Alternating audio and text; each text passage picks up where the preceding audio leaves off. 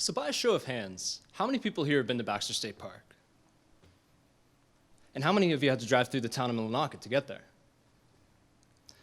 So you might not know this, but Millinocket used to be a vibrant town full of restaurants, shops, and other service-oriented businesses. But the economy of the town was tied to their local wood processing mill.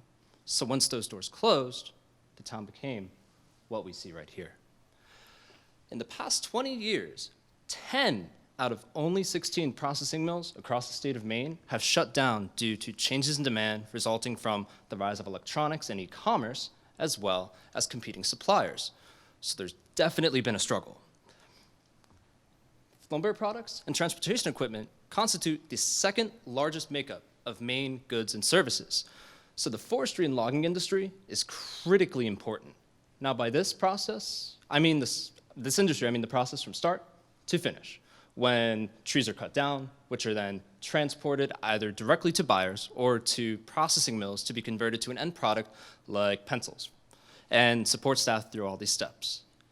In my thesis, I built an economic model for Maine's forestry and logging industry that forecasts macroeconomic variables like price and output, as well as performing shock analyses. Now, what is a shock in my analysis? So imagine you're a mill owner and you normally pay, let's say, $10 per unit of lumber. And imagine you now have to pay $15 for the same amount. That's easily enough to put you and competitors out of business, and with businesses shutting down, a lot of jobs will be lost, and then you can imagine what happens next. Now, in my model, I look at 3 critically important, very plausible scenarios for Maine's current economy. If mills shut down, if mills stay open and face less demand, and 3, if new tariffs raise prices. So we saw the initial shock from the prior example and how it had a large impact.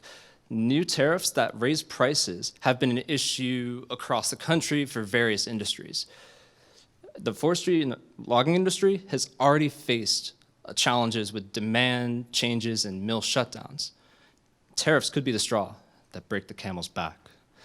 Now, let's place ourselves in this town again and imagine instead of this outcome, we had policymakers, mill owners, businesses, and others all working together using my model, which does not only provide new information, but also implications on any decisions that they make. And so when warning signs of issues or failures came about, they would have more information to better act. I mean, after all, knowledge is power. So let's use that power to restore these towns and improve them for everyone. Thank you.